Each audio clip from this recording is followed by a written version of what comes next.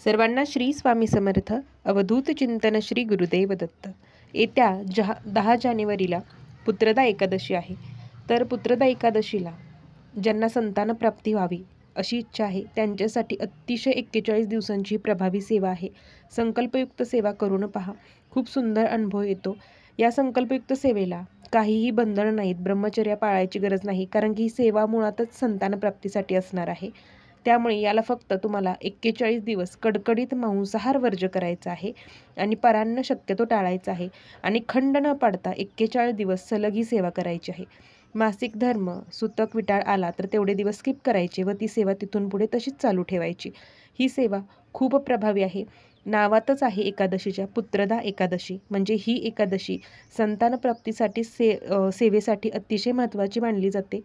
त्यामुळे या एकादशीपासून तुम्ही ही 41 दिवसांची बाळकृष्णांची सेवा जरूर करा.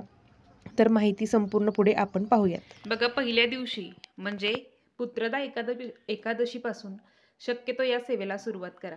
आता ज्यांना मासिक धर्म सुतक विटाळ असेल त्यांनी कोणत्याही बुधवारपासून या सेवेला सुरुवात करा. यासाठी तुमच्याकडे गळती असणं खूप महत्त्वाचं आहे. यामुळे आपला वेळ वाचतो, कारण की या सेवेला 1-1.5 तास सहज लागतो. कारण की सेवेमध्ये आपल्याला काय वाचन करायचं हे मी सांगणार आहे. आता पहिल्या दिवशी म्हणजे पुत्रदा एकादशी दिवशी तुम्ही सेवेला सुरुवात करणार असाल तर पहिल्या दिवशी तुम्ही नवरा बायको दोघांनी जोडीने बसूनच ही सेवा करायची आहे. राहिलेले 40 दिवस तुम्ही फक्त महिलेने केली सेवा तरी चालेल. म्हणजे ही सेवा 41 दिवसांची आहे. तर 41 दिवसातील पहिल्या दिवशी जोडीने सेवा करा. बाळकृष्णांच्या मूर्तीला अभिषेक चालू ठेवायचे आहे. ही सेवा चालू असताना बाळकृष्णांना विनंती करा की तुम्हाला जी काही संतान प्राप्ती हवी आहे त्यासाठी आम्ही ही सेवा करत आहे. संकल्प सोडायचा आहे आणि त्यानंतर सेवेला सुरुवात करायची आहे. ही पहिल्या दिवशी जोडीने सेवा करा. उरलेल्या दिवशी महिलेने एकटीने केली तरी चालेल. आता जल अभिषेक फक्त करायचा आहे. हे जे तीर्थ खाली ताटात तयार होईल तर ते नवरा बायको दोघांनी ग्रहण करायचं आहे. ही सेवा शक्यतो सकाळचीच करायची आहे. दुपारी करू का, संध्याकाळी करू का तर नाही, लवकर उठा आणि सकाळचीच ही सेवा पूर्ण करा. 41 दिवसात बाहेरगावी जाणार असाल, माहेरी जाणार असाल तर शक्यतो हे टाळा. कारण की आपल्याला संतान प्राप्तीपेक्षा आपल्याला आईचं सुख यापेक्षा काही दुसरं मोठी गोष्ट असू शकत नाही. त्यामुळे जर तुम्ही बाळ ठेवण्याचा विचार करत असाल, सगळ्या रिपोर्ट नॉर्मल आहेत, तरीही गर्भधारणा होत नसेल तर ही अतिशय प्रभावी सेवा आहे. जरूर तुम्ही करा, अनुभव घ्या आणि मला नक्की कमेंटमध्ये सांगा.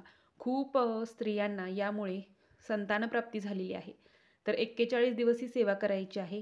आता सेवेमध्ये काय वाचन करायचं तर तुम्हाला 16 वेळा पुरुष सूक्त करायचं आहे. वाचन 16 वेळाच करायचं आहे. आपल्या नित्यसेवेच्या ग्रंथामध्ये पुरुष सूक्त दिलेलं आहे, संस्कृत प्राकृत दोन्हीही. त्याचबरोबर 1 वेळा श्रीसूक्त पठण करायचं आहे आणि 1 माळ म्हणजे 108 वेळा श्री संतान गोपाल मंत्र तोही नित्यसेवेच्या ग्रंथात आहे. तर याचं पठण करायचं. हे सर्व चालू असताना अभिषेक चालू राहिला पाहिजे. अभिषेक त्यानंतर हे संपूर्ण वाचून झाल्यानंतर तुम्हाला काय करायचं आहे, अभिषेक बंद करायचा आहे. बाळकृष्णांची मूर्ती स्वच्छ करायची, जागेवरती देवाऱ्यात ठेवून द्यायची आहे आणि त्यानंतर ते तीर्थ नवरा बायको दोघांनी ग्रहण करा. सकाळी प्या, दुपारी प्या, वेळेनुसार पिऊ शकता, पण सेवा ही सकाळचीच करायची आहे. त्यानंतर आता फक्त एक काळजी घ्या की श्रीसूक्त हे शक्यतो शेवटी म्हणा, कारण श्रीसूक्तची फलश्रुती आपल्याला हात जोडून म्हणायची असते. त्यावेळेस अभिषेक चालू ठेवू नका. आधी पुरुष सूक्त वाचा, त्यानंतर संतान गोपाल स्तोत्र वाचा, त्यानंतर शेवट श्रीसूक्त वाचा. आणि सर्वात महत्त्वाचं, स्वामी स्तवन वाचायला विसरायचं नाही. स्वामी स्तवन सुरुवातीला दररोज एकदा पठण करायचं आहे. स्वामींची नित्यसेवेत खंड पाडायचा नाही. नित्यसेवा तुमची चालू राहिली पाहिजे. नंतर या पद्धतीने आता जर तुम्हाला 41 दिवसांच्या या सेवेमध्ये मासिक धर्म आला तर काय करायचं, तर मासिक धर्म आल्यानंतर तेवढे 4-5 दिवस स्किप करायचे. त्यानंतर सेवा आहे अशी कंटिन्यू पुढे ठेवायची. 41 दिवसात ब्रह्मचर्या पाळायची गरज नाही, कारण तुम्ही ही संतान प्राप्तीसाठीच सेवा करणार आहात. त्याचबरोबर मांसाहार कडकडीत वर्ज्य करायचा. परान्न शक्यतो टाळायचा, परान्न खायचं नाही. लग्न अशा कोणत्याही कार्यक्रमात शक्यतो टाळण्याचा प्रयत्न करा. तर परान्न वर्ज्य करा आणि त्याचबरोबर स्वामींची सेवा चालू ठेवा. तर बाकी याला काहीही नियम नाही आहेत, फक्त मांसाहार वर्ज्य करायचा आहे आणि ही सेवा दररोज वाचन करून तुम्हाला अभिषेक हा करायचा आहे. आता पुरुष सूक्त बघा नित्यसेवेच्या ग्रंथात आहे. हे आहे प्राकृत. हरिओम अनंत शीर्षे अनंत चक्षु अनंत पदधारी चराचरा ते व्यापुनी उरला दशांगुले श्रीहरी. तर हे पुरुष सूक्त तुम्हाला 16 वेळा पठण करायचं आहे. त्यावेळेस तुम्हाला अभिषेक हा चालू ठेवायचा आहे.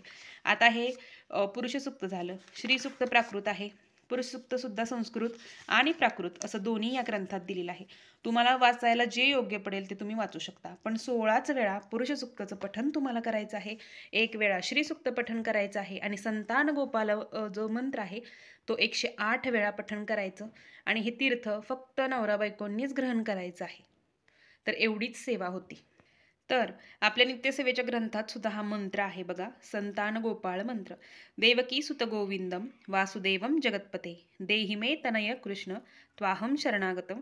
तर अभिषेक चालू असताना 108 वेळा हा मंत्र तुम्हाला म्हणायचा आहे. माळेवरती म्हणू शकता किंवा अगदी तुम्हाला योग्य पडेल त्या पद्धतीने म्हणू शकता. खूप खूप प्रभावी सेवा आहे.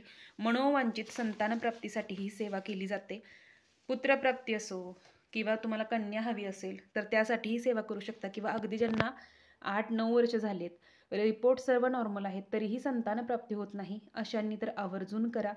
त्याचबरोबर तुम्हाला ओम नमो भगवते वासुदेवाय या मंत्राचा जप करायचा आहे आणि ही सेवा करून पहा. मी गॅरंटीनं सांगते की संतान प्राप्ती ही होतेच. यासोबत आपल्याला जेव्हा केंद्रातून सेवा घेतली जाते तेव्हा 108 स्वामीचरित्र सारामृत, दुर्गा सप्तशतीचे पाठ, ज्यांना खंडेराव महाराज कुळदैवत आहेत त्यांच्यासाठी मल्हारी सप्तशती मिस्टरांना करायला सांगतात, ही सेवा दिली जाते. पण पुत्रदा एकादशीपासून ही जरूर सेवा तुम्ही करून पहा. या सेवेसोबत आपली कुळदेवी, कुळदैवत व गुरूंची सेवा ही केलीच पाहिजे. तर एवढीच माहिती होती. झालेली सेवा महाराजांच्या चरणी मी रुजू करते. सर्वांना श्री स्वामी समर्थ. अवधूत चिंतन श्री गुरुदेव दत्त.